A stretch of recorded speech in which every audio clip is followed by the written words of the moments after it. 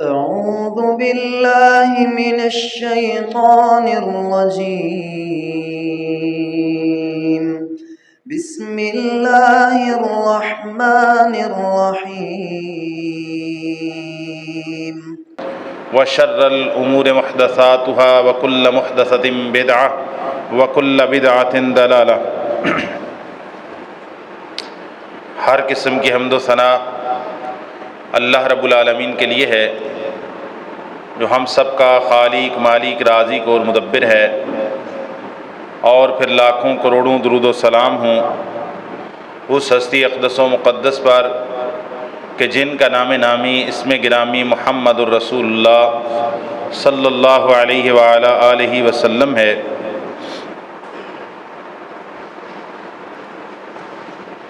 اللہ تعالیٰ نے ہر امت میں قربانی کا طریقہ اور تصور رکھا ہے۔ قربانی کی تاریخ آدم علیہ السلام کے بیٹوں تک جاتی ہے۔ قرآن مجید کے اندر اللہ تعالیٰ نے آدم کے 2 بیٹوں کا ذکر کیا ہے۔ تو قربانی کی تاریخ تو بہت پرانی ہے، لیکن قربانی کی تاریخ میں ایک غیر معمولی، نہ بھولنے والا اور اللہ تعالیٰ کے لیے اپنا سب کچھ قربان کر دینے کا واقعہ پیش آیا، جس میں اللہ تعالیٰ کے خلیل سیدنا ابراہیم علیہ السلام نے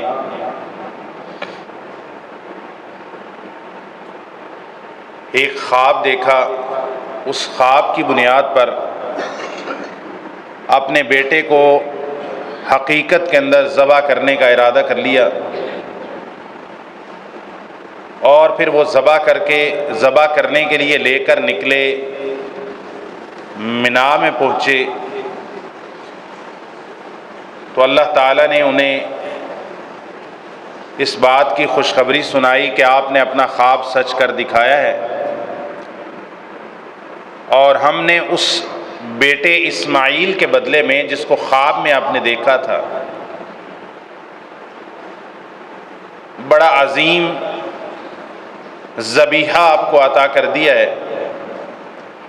تو سیدنا ابراہیم علیہ السلام نے منا میں وہ قربانی کی۔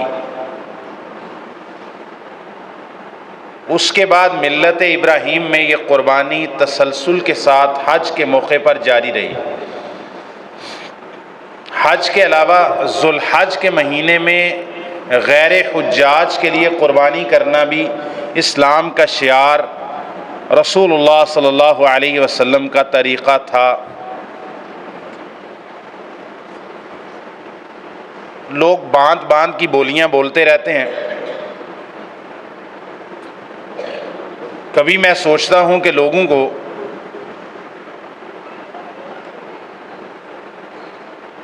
اپنی رائے زنی، اوپن رائے زنی کا اظہار کرنے کے لیے سب سے آسان ہدف دین اسلام کے احکام و مسائل ملتے ہیں۔ جس بندے کا جو منہ میں آتا ہے، جو زبان پہ آتا ہے، جو قلم پہ آتا ہے، سوشل میڈیا مل گیا ہے، اس پہ جو دل میں آئے ادھر ادھر سے سن لیا، بس لکھتے جا رہے ہیں۔ کئی ایسے لوگ موجود ہیں جو سرے سے قربانی کا انکار ہی کرتے ہیں۔ وہ منکرین سنت ہیں، منکرین دین ہیں، غلام احمد پرویز جیسے لوگ۔ کچھ ایسے لوگ ہیں جو کہتے ہیں قربانی صرف حاجی کے ساتھ خاص ہے۔ یہ عام بندہ کون سی قربانی کر رہی ہے؟ قربانی تو حج پہ ہوتی ہے، تو یہ کون سی قربانی ہے؟ یہ مولویوں نے ایسے ہی باتیں بنا رکھی ہیں۔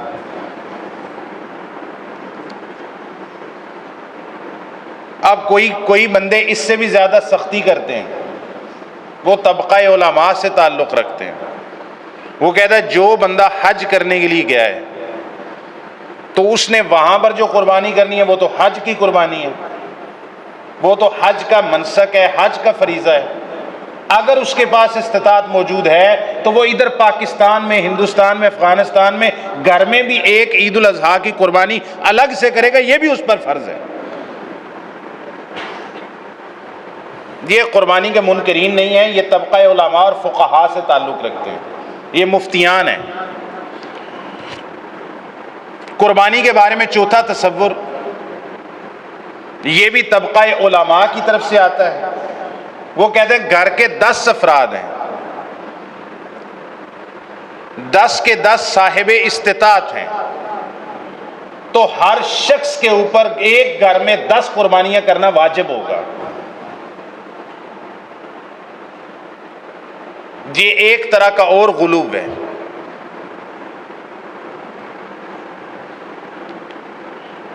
تو اس طرح کی عجیب و غریب قسم کی کچھ باتیں وہ ہیں جن کا تعلق دین اسلام کے ساتھ دشمنی کے ساتھ ہے، جو قربانی کا انکار کرتے ہیں۔ یہ حج کی قربانی کو مانتے ہیں تو مسلمانوں کی، حاجیوں کے علاوہ جو قربانی کرتے ہیں اس کا انکار کرتے ہیں، اس کو ہم عید الاضحیٰ کی قربانی کہتے ہیں۔ کچھ ایسے ہیں جو کہتے ہیں کہ بھائی حج پہ بھی قربانی کرے اور یہاں بھی قربانی کرے، یہ تنگی پیدا کرنے والے ہیں، مشکل پیدا کرنے والے ہیں۔ گھر کے جتنے افراد صاحب استطاعت ہیں سب کے سب میں قربانی واجب ہوگی، یہ بھی تنگی کرنے والے، حرج پیدا کرنے والے اور بلا دلیل لوگوں کے اوپر ایسی چیزیں لازم کرنے والے۔ ایک پانچویں بات، قربانی صاحب نصاب پر فرض ہے۔ بس نصاب کیا ہونا چاہیے؟ کہتے ہیں جو زکوٰۃ دینے کا سونے کا نصاب ہے نا، جس کے پاس اتنا پیسہ ہو تو وہ بندہ قربانی کرنے کا ذمہ دار ہے۔ اس کا دین اسلام سے اس مسئلے کا کوئی تعلق نہیں۔ دین اسلام سے اس مسئلے کا کوئی تعلق نہیں، کسی اور دین سے وہ میں نہیں جانتا، میں نے صرف دین اسلام کو پڑھا ہے تو میں اس کی ذمہ داری لے سکتا ہوں۔ لیکن اب افسوس کے ساتھ یہ مسئلہ بھی مفتیان بیان کر رہے ہیں اور وہ بڑے قابل احترام ہیں، وہ بڑے علم والے ہیں، لیکن وہ دین اسلام میں یہ مسئلہ بیان کر رہے ہیں کہ 7 تولے جس بندے کے پاس سونا ہے وہ اس پہ قربانی واجب ہے۔ پھر کوئی کہہ رہا ہے کہ چاندی کے مطابق نصاب، کوئی کچھ۔ یہ ساری باتیں لوگ سنتے ہیں، عوام الناس۔ ایک تو وہ پہلے 2 طبقے نا جو قربانی کا مذاق اڑاتے ہیں، لیکن عامت الناس دین سے محبت کرتے ہیں، قربانی کرنا چاہتے ہیں، ان کے پاس استطاعت نہیں، اللہ سے استطاعت مانگتے ہیں کہ ہم بھی قربانی کریں۔ اب جب وہ اس طرح کے مسائل سنتے ہیں تو ان کے ذہن بجائے اس کے دین اسلام کو سیکھنے کے، دین اسلام کو جاننے کے، ان کے ذہن اور زیادہ منتشر ہو جاتے، کنفیوز ہو جاتے ہیں۔ تو ہم نبی کریم صلی اللہ علیہ وسلم کی سنتوں سے، آپ کے فرامین سے یہ ان سارے مسائل کا حل دیکھ لیتے ہیں۔ پہلی بات، قربانی کی اہمیت دین اسلام میں ہے، غیر حاجی بھی قربانی کر سکتا ہے، اور جو بندہ حج پر قربانی کرے کیا اپنے گھر میں، اپنے اہل میں ایک قربانی کرنا اس پر پھر بھی واجب ہوگا؟ اور کیا قربانی واجب ہے، صاحب استطاعت کے اوپر فرض ہے جیسے نماز فرض ہے، ایسے فرض ہے جیسے رمضان کے روزے فرض ہیں، ایسے فرض ہے جیسے زندگی میں ایک دفعہ حج فرض ہے؟ آیا ایسا ہے، یا قربانی کرنا ایک تاکیدی سنت ہے جو کرے گا ثواب ملے گا اور اس کو کرنا چاہیے، استطاعت ہے تو چھوڑنا نہیں چاہیے، لیکن اگر وہ قربانی کبھی نہیں بھی کرتا تو اس کو گناہ نہیں ملے گا؟ ہم یہ مسائل کو کتاب و سنت سے جان لیتے ہیں۔ سب سے پہلا مسئلہ، قربانی کرنا دین اسلام کے شعائر میں سے ہے، دین اسلام کی نشانیوں میں سے، جس سے مسلمانوں کے ہاں یا مسلمانوں کی نشانیاں ہوتی ہیں۔ بھائی یہود و نصارہ عید الاضحیٰ کے موقع پر قربانی نہیں کرتے، ہندو نہیں کرتے، سکھ نہیں کرتے۔ کون قربانی کرتے ہیں؟ امت محمد صلی اللہ علیہ وسلم، امت اجابت قربانی کرتے ہیں۔ یہ دین اسلام کی، مسلمانوں کی ایک نشانی ہے، پوری دنیا میں جانا جاتا ہے کہ یہ عید الاضحیٰ میں جانور ذبح کرنے والے کون ہیں؟ محمد صلی اللہ علیہ وسلم کے امتی ہیں۔ یہ دین اسلام کا شاعرہ ہے، یہ شاعر اسلام میں سے۔ اللہ تعالیٰ نے قرآن مجید کے اندر فرمایا فَصَلِّ لِرَبِّكَ وَانْحَرْ، آپ اپنے رب کے لیے نماز پڑھو اور قربانی کرو۔ تو قربانی کرنے کا اللہ تعالیٰ نے حکم ارشاد فرمایا، اور یہ جو کہ حکم استحباب کے لیے ہے اور سنت تاکیدی کے لیے ہے۔ برا بن عازب بیان کرتے ہیں، یہ صحیح بخاری اور مسلم کی حدیث ہے، کہ قربانی کرنا مسلمانوں کا شعار ہے، مسلمانوں کی سنت ہے، سنت المسلمین ہے۔ برا بن عازب بیان کرتے ہیں نبی کریم صلی اللہ علیہ وسلم عید الاضحیٰ کے دن نمازیں عید پڑھانے کے لیے تشریف لائے۔ آپ نے فرمایا ان اول ما نبدأ به في يومنا هذا نصلي ثم نرجع فننحر من فعل فقد اصاب سنتنا، اور دوسری روایت میں ہے وسنت المسلمین۔ آپ صلی اللہ علیہ وسلم عید الاضحیٰ کا خطبہ دینے کے لیے آئے تو آپ صلی اللہ علیہ وسلم نے فرمایا سب سے پہلے اپنے آج کے دن میں ہم نماز پڑھیں گے، نماز عید پڑھیں گے، نماز عید سے فارغ ہوں گے، فننحر، پھر ہم اونٹ اور اپنے جانور نحر کریں گے، ذبح کریں گے۔ من فعل هذا، جس نے ایسا کیا، یہ قربانی کی، جانور نحر کیے، فقد اصاب سنتنا و سنت المسلمین، وہ مسلمانوں کے طریقے کو پہنچا ہے، ہمارے طریقے کو پہنچا ہے۔ تو اس سے کیا بات ثابت ہوتی ہے کہ قربانی کرنا مسلمانوں کا طریقہ ہے، قربانی کرنا مسلمانوں کا شعار ہے، قربانی کرنا سنت المسلمین اور سنت رسول صلی اللہ علیہ وسلم اس کو قرار دیا گیا ہے۔ جامع ترمذی وغیرہ کے اندر صحیح حدیث ہے، جامع ترمذی میں 1506 نمبر حدیث ہے کہ سیدنا عبداللہ ابن عمر رضی اللہ تعالیٰ عنہما سے پوچھا گیا، ایک شخص ان سے پوچھتا ہے، جابلہ بن سحیم بیان کرتے ہیں ان رجلا سأل ابن عمر عن الاضحیۃ اواجبۃ ہی، جابلہ بن سحیم بیان کرتے ہیں کہ ایک شخص نے سیدنا عبداللہ ابن عمر رضی اللہ تعالیٰ عنہما سے پوچھا کیا قربانی کرنا واجب ہے، لازم ہے، فرض ہے؟ سوال بالکل سادہ ہے، یہ اس سوال دوسرے سوال کا جواب دے رہے ہیں۔ کیا قربانی کرنا واجب ہے، فرض ہے، لازم ہے صاحب استطاعت پر؟ تو سیدنا عبداللہ ابن عمر نے حکیمانہ جواب دیا، آپ نے فرمایا ضحى رسول اللہ صلی اللہ علیہ وسلم والمسلمون، اللہ کے رسول صلی اللہ علیہ وسلم نے بھی قربانی کی اور باقی مسلمانوں نے بھی آپ کے بعد قربانی کی ہے۔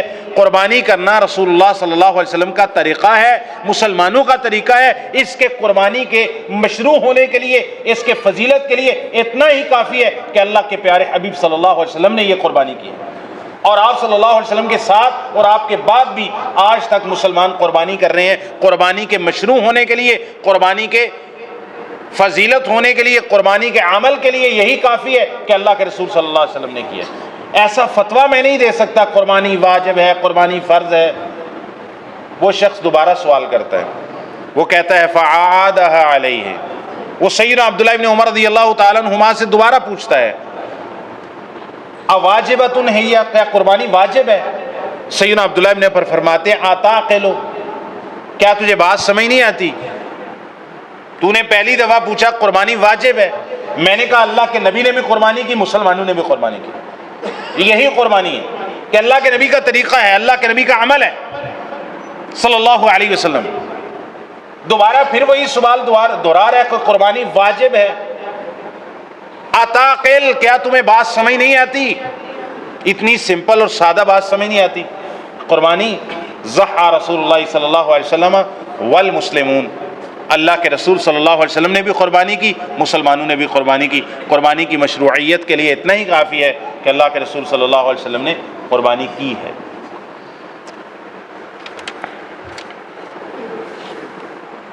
ایک تمہید کے اندر دوسرا سوال یہ تھا کہ رسول اللہ صلی اللہ علیہ وسلم کیا حاجی کے علاوہ بھی کوئی قربانی کر سکتا ہے؟ یہ بھی پروپیگنڈا اتنا عام ہو رہا ہے، اب اتنا عام ہو رہا ہے۔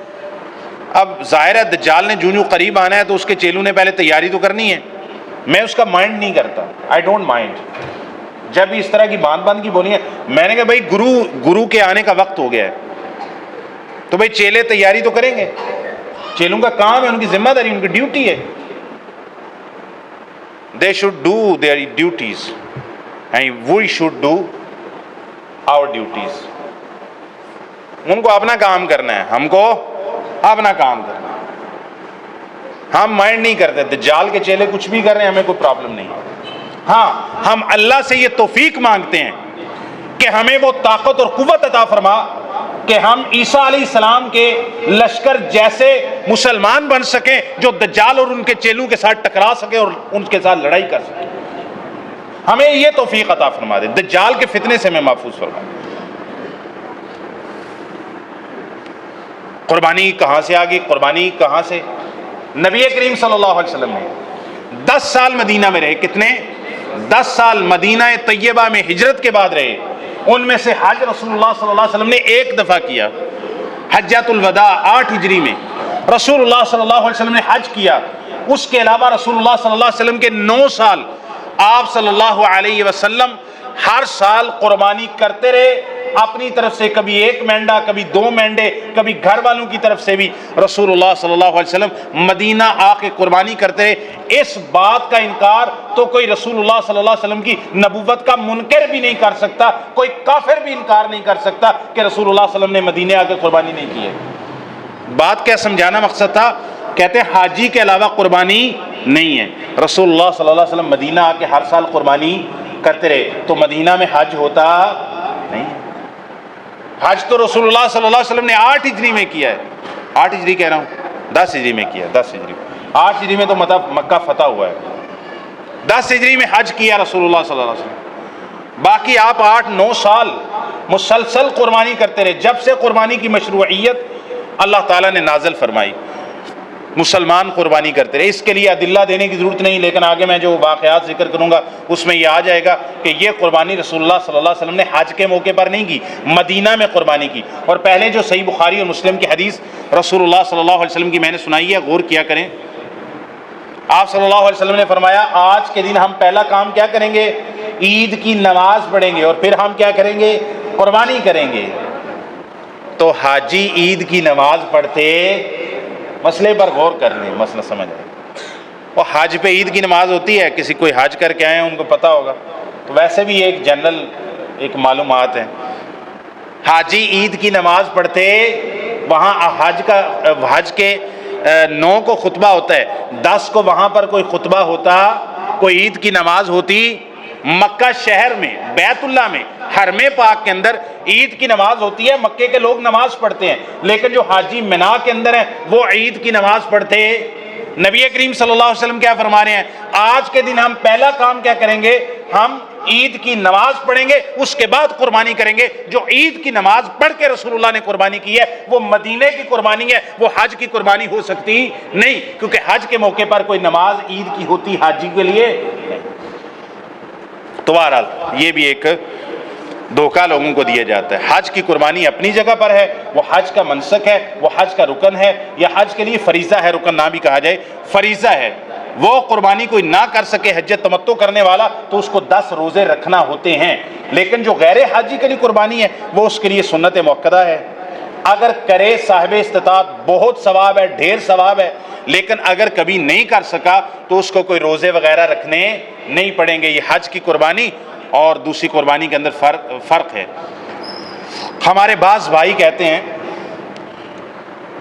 فقہ حنفی کے اندر یہ ہے کہ قربانی کرنا صاحب استطاعت شخص پر واجب اور فرض ہے، جیسے نماز فرض ہے، 5 نمازیں۔ اس کی کوئی دلیل، صحیح دلیل نہیں ہے۔ ایک دلیل ہے، رسول اللہ صلی اللہ علیہ وسلم نے فرمایا کہ من وجد ساعتا فلم یضح فلا یقربن مصلانا، یہ روایت ثابت نہیں ہے کہ جس بندے کے پاس استطاعت ہو پہ قربانی نہ کرے تو وہ ہماری عیدگاہ میں نماز پڑھنے کے لیے نہ آئے۔ یہ روایت سند کے اعتبار سے ثابت نہیں ہے محدثین کے اصول کے مطابق، لہٰذا ایسی کوئی وعید رسول اللہ صلی اللہ علیہ وسلم نے نہیں سکھائی۔ اور پیچھے میں جامع ترمذی کے عبداللہ ابن عمر رضی اللہ تعالیٰ کا قول پیش کر چکا ہوں کہ قربانی کرنا رسول اللہ کی سنت ہے، مسلمانوں کا طریقہ ہے، قربانی کرنا واجب نہیں ہے۔ عبداللہ ابن عمر رضی اللہ تعالیٰ عنہما نے 2 دفعہ یہ بات بتا دی ہے۔ اسی طرح آثار کے اندر آتا ہے کہ سیدنا ابو بکر، سیدنا عمر رضی اللہ تعالیٰ عنہما خلیفہ ہوتے ہوئے کئی دفعہ ان کے ایک پڑوسی بیان کرتے ہیں کہ میں ان کا اتنے سال تک پڑوسی رہا، کئی دفعہ وہ قربانی نہیں بھی کیا کرتے تھے، یا تو ان کے پاس مال نہیں تھا، یا یہ ہے کہ اس وجہ سے بعض اوقات قربانی نہیں کرتے تھے تاکہ لوگ اس کو نماز اور رمضان کے روزے اور زکوٰۃ فرضی کی طرح لوگ اس کو فریضہ نہ سمجھ لیں۔ تو بعض اوقات وہم دور کرنے کے لیے بھی کسی عمل کو چھوڑا جا سکتا ہے۔ نبی کریم صلی اللہ علیہ وسلم نے 3 دن تک نماز قیام رمضان کروایا، اور جب تیسرے یا چوتھے دن لوگ جمع ہو گئے آپ باہر ہی نہیں نکلے۔ آپ نے فرمایا کیوں باہر نہیں نکلے؟ آپ نے فرمایا اس لیے مجھے خدشہ تھا کہ اللہ تعالیٰ تمہارے اوپر فرض ہی نہ کر دے۔ نبی کریم صلی اللہ علیہ وسلم نے 2 دفعہ فرمایا، سنن ابی داؤد کی حدیث ہے، صلو قبل المغرب صلو قبل المغرب وقال فی الثالثة لمن شاء۔ صحابی کہتے کراہیت ان یتخذها الناس سنہ، کبھی کبھار کچھ عمل چھوڑ دیا جاتا ہے ایک دفعہ تاکہ لوگوں کو پتہ چل جائے کہ یہ فرض نہیں ہے۔ نبی پاک نے فرمایا مغرب کی نماز سے پہلے 2 رکعت پڑھو، یعنی اذان ہو جائے، اذان اور نماز کے دوران 2 رکعت پڑھنے کا نبی پاک نے 2 دفعہ حکم دیا۔ تیسری دفعہ فرمایا لمن شاء، یہ لازم نہیں ہے، جو چاہتا ہے پڑھ لے، پڑھے گا ثواب ملے، لازم فرض نہیں ہے۔ صحابی کہتے ہیں آپ نے تیسری دفعہ ایسا کیوں فرمایا لمن شاء؟ آپ صلی اللہ علیہ وسلم نے اس لیے تاکہ لوگ اس کو سنت یعنی فرض نہ بنا لیں، لوگ یہ نہ سمجھ لیں کہ اللہ کے نبی صلی اللہ علیہ وسلم نے 2 دفعہ امر کا کمانڈ کا صیغہ بولا ہے تو پھر یہ فرض ہوگا، تو لوگ فریضہ نہ سمجھ لیں۔ تو قربانی کرنا بھائی سنت مؤکدہ ہے، قربانی کرنا سنت مؤکدہ ہے، نبی کریم صلی اللہ علیہ وسلم کا عمل ہے، اور ہمارے لیے قربانی کرنے کے لیے یہی بات کافی ہے۔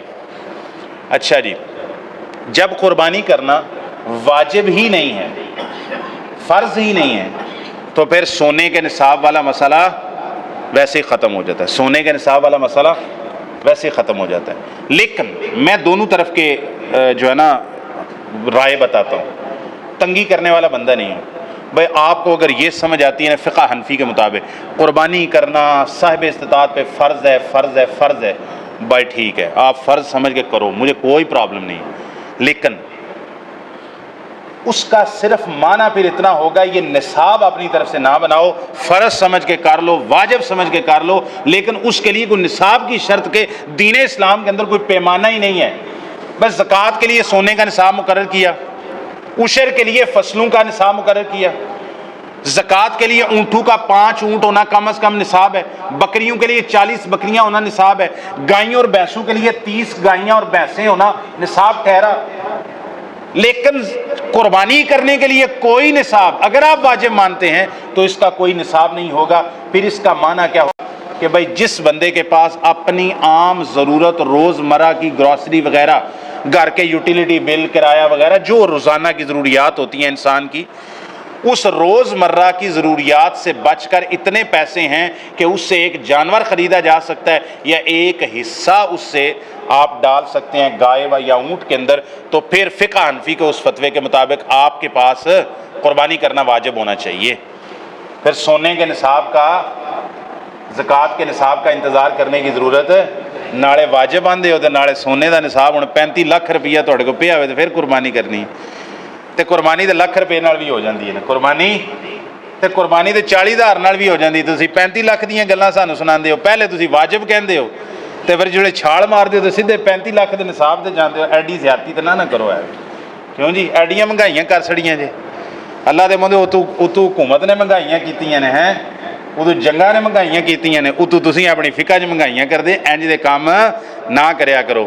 40,000 چ قربانی ہوندی ہے، تسی کہندے 35 لاکھ روپیہ جنہ نصاب ہوئے تو پھر قربانی ہوندی ہے۔ جے واجب مان نہیں لیا جے نا تو پھر ہن واجب مان لیا تو مطلب یہ ہوئے گا کہ کسی بندے کے پاس اس کی بنیادی ضروریات سے اضافی 40,000 50,000 60,000 روپیہ ہے جس سے ایک حصہ ڈال سکتا ہے یا ایک چھوٹا موٹا دمبا مینڈا آ سکتا ہے، کیونکہ اس کے لیے دوندا ہونا بھی شرط نہیں ہوتا، تو وہ آپ قربان کر سکتے ہیں۔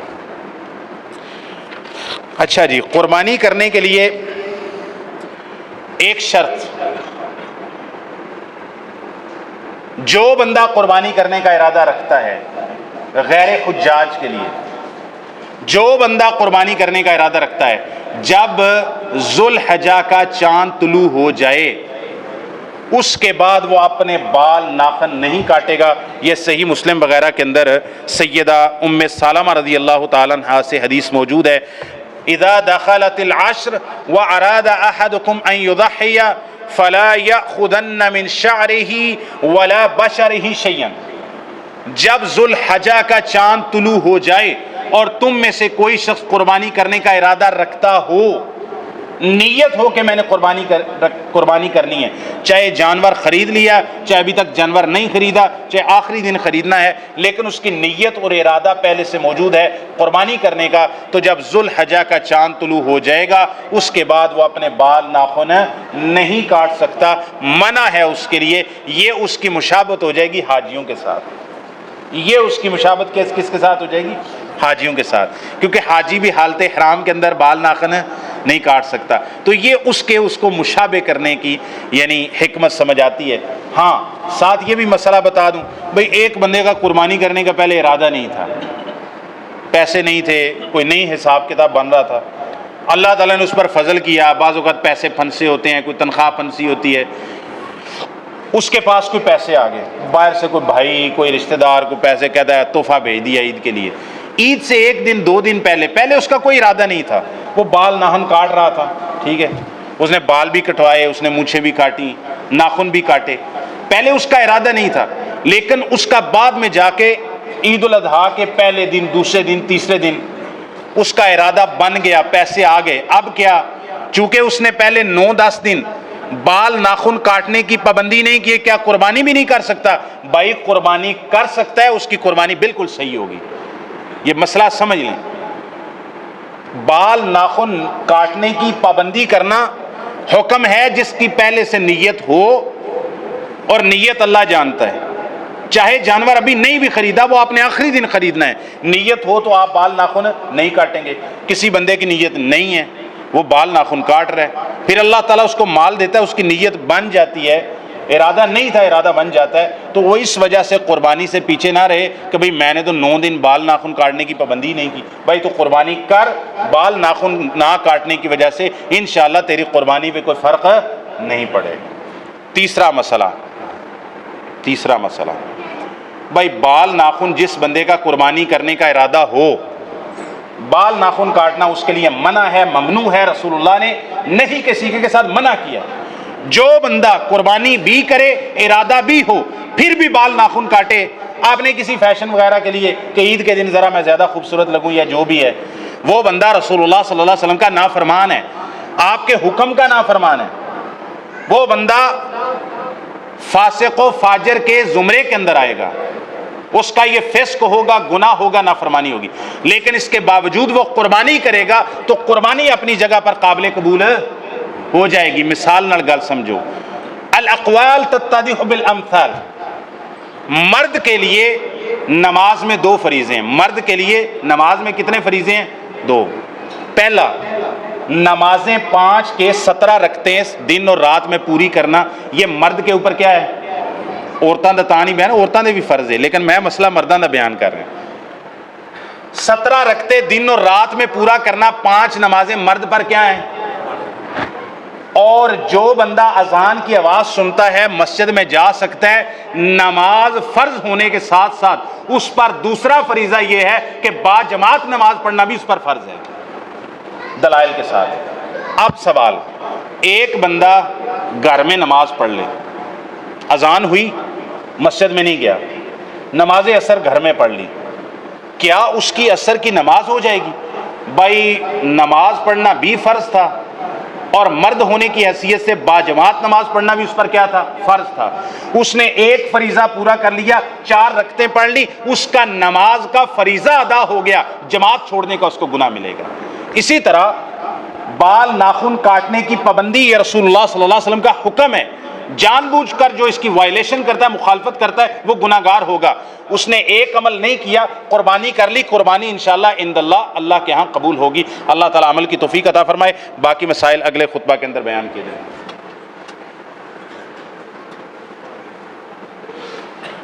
اعوذ باللہ من الشیطان الرجیم،